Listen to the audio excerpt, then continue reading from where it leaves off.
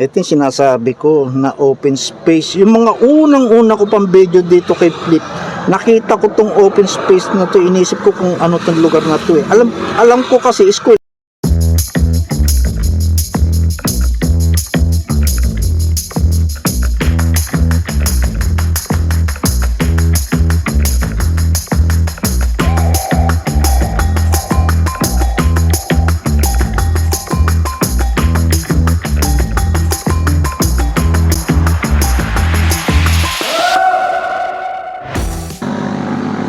Yan, dito na ako sa may highway.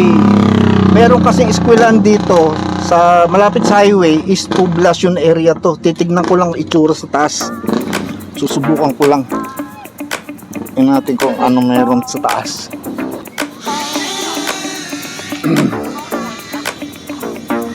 Ay, nakalunch na si Flip. Aha. Wala naman siya. Malayo siya doon sa kon eh. Malayo na siya. Wala siyang tatamaan. Screen recording tayo.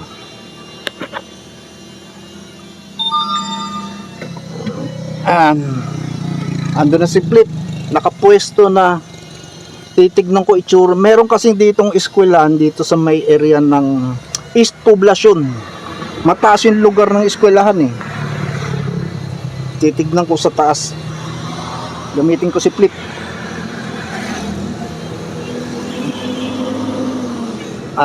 Wala naman sigurong hangin.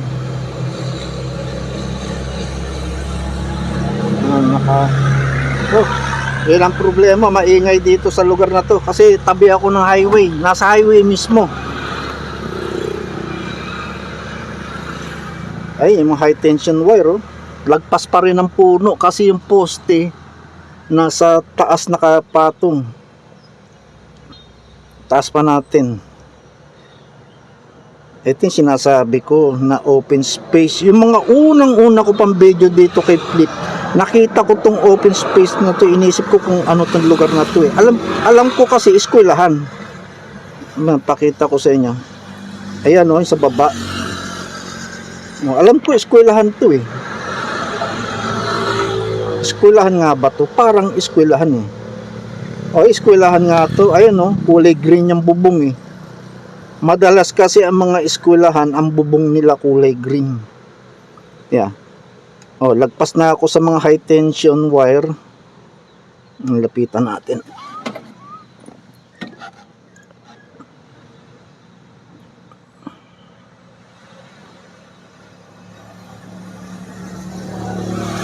...51 meters ang height. Pero hindi ako sigurado kung eskwelahan niya eh. Kasi kung eskwelahan to, malapit lang sa poblasyon. Tignan nyo to. O baka housing project to, private na housing project siguro to. Ito yung daanan niya. Ayan, kalsada housing project, hindi eskwelahan. Akala ko naman eskwelahan. Nung una kasi akala ko eskwelahan eh. Yung mga unang lipad ni Flip, nadaanan ko to, pero malayo kasi si Flip nasa tapat ng dagat. At hindi naman ito yung purpose ko talaga. Pero ngayon sinadya ko to, tignan ko kung ano itsura. Housing project to. Tignan nyo yung subdivided ng mga kalye. Ayan design ng housing yan. Tapos ang entrance nya, ito yung kalsada paahon yan. Tingnan nyo magmula do sa highway. Ayun highway. Ayun yung highway. Magmula sa highway, papasok ka dito, mas paahon yan tingnan nyo paakyat.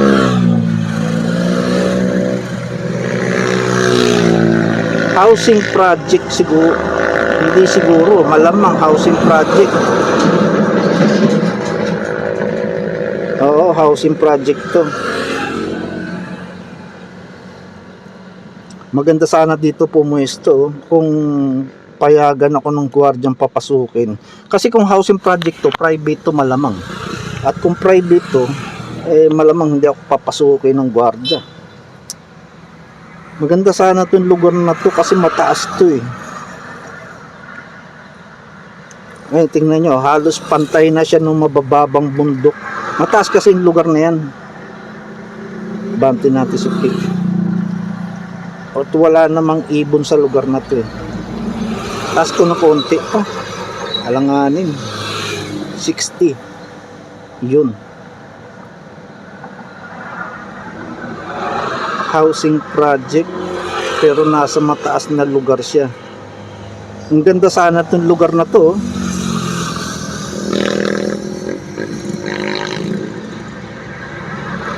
Ayun, overlooking yung dagat.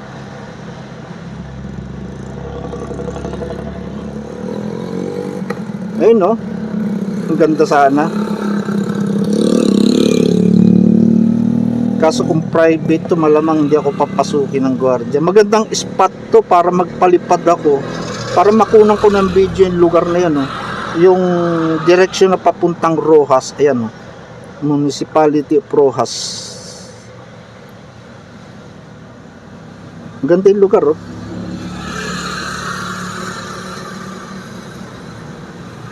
Tapos malapit lang siya sa dagat. Ayan, oh. Yung pinakadulo ng tong property na to, yung baba, highway. Kita natin. Para maipakita ko sa inyo. Oo, housing project nga to. Tingnan nyo yung mga bahay niya. Low cost housing project.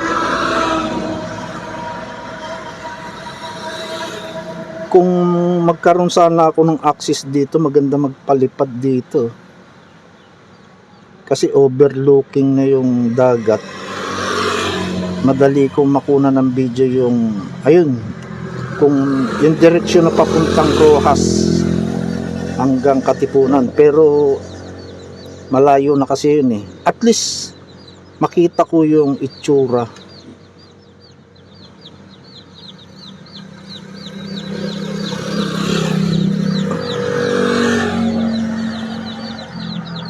Ito, puntahan natin ng highway.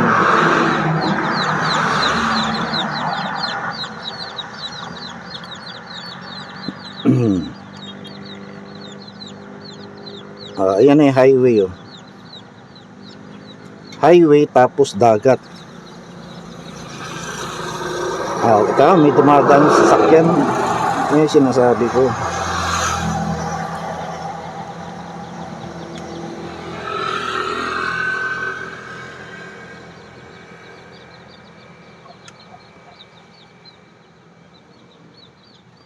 Tignan natin yung, ayan, may wall.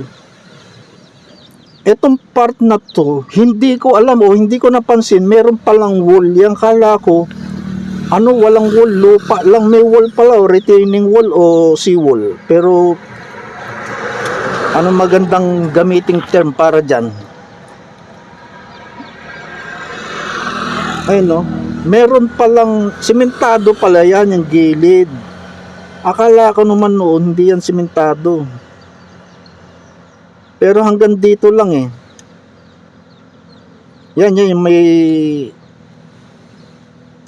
green na bubong. Hanggang dyan lang yung wall.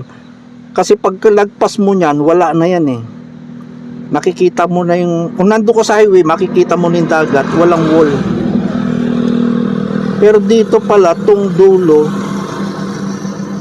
simentado pala yan, may retaining wall.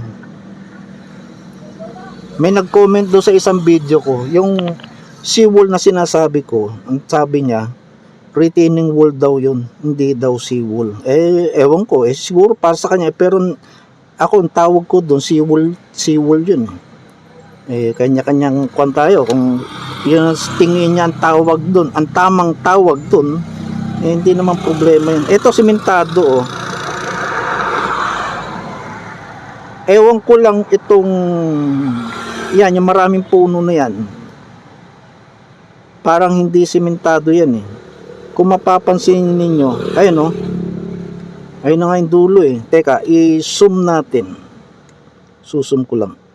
Oh, hanggang dun lang, ayan oh. Hanggang dun lang yung retaining wall.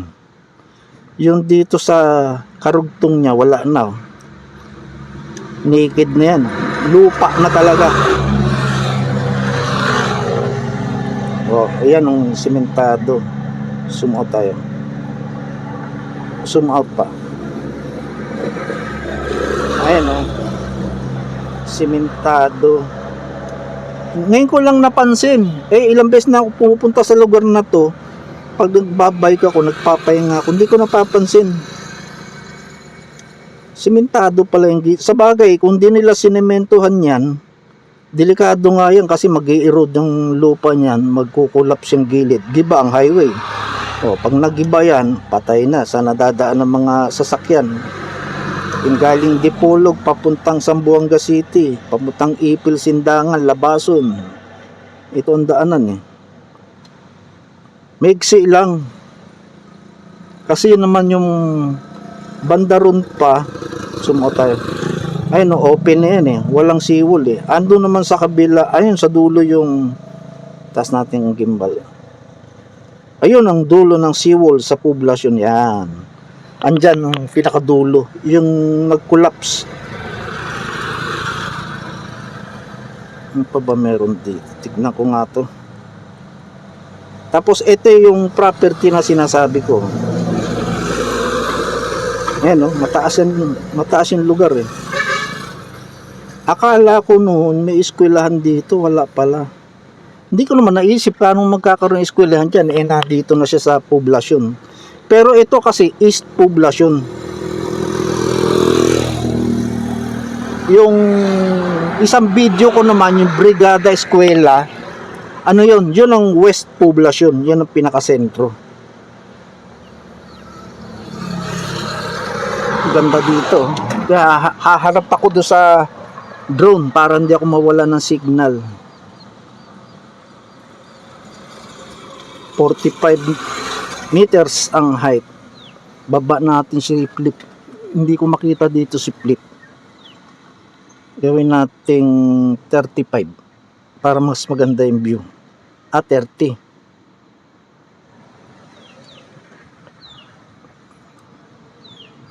Gawin natin 20. Baba pa natin 25. Yan, 25. Tapos baba natin ang camera. Yan, tong area to kasi puro, marami dito mga mangingisda. Kanina high tide pala. Nung dumating ako kanina 1 hour ago, high tide. Ngayon parang nagpa-low tide na siya. Ay, may bahay pa nga doon. Oh. Taas natin. Itong lugar na to, yan sa may along the highway, marami dyan nagtitinda ng mga daing, mga tuyo, mga dilis, yung mga dried fish. Meron pa nga dyan danggit. Tapos yung mga, ano ba yung, basta yung mga local product na may kinalaman sa isda, marami dyan. Meron pang ang bagong, ano ba tawag nila sa bagong? Kalimutan ko na naman.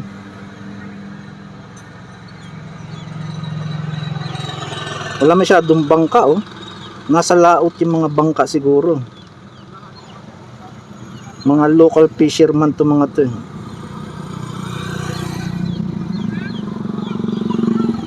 Wait, 37 na lang yung 36 na lang ang battery ko. Bagay malapit lang naman siya, na wala pa nga siyang 500 meters. Kaya makikita nyo dito sa yung battery indicator ko. Yan. Oh, 35%. Pag nag-red na yan, yung wala ka na makitang green, uy, nawawalan. Nag-yellow signal ang RC. Pauwing ko na ngalan to.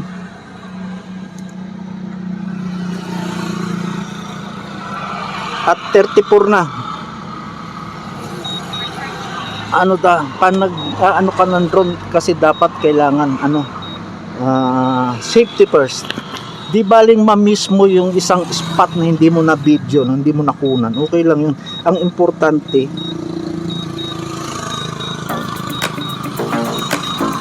safe.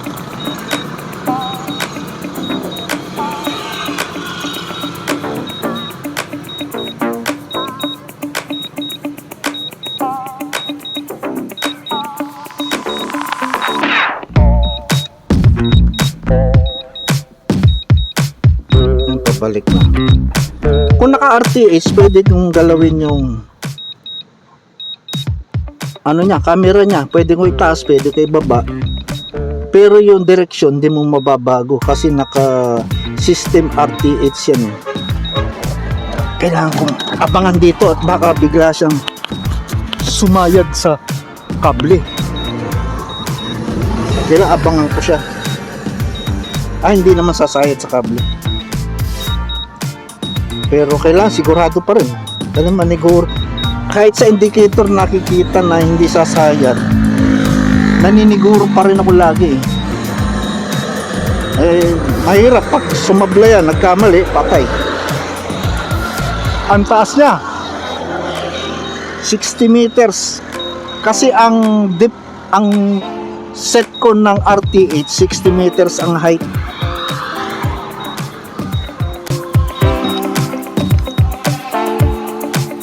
Hindi siya tatama, malayo siya.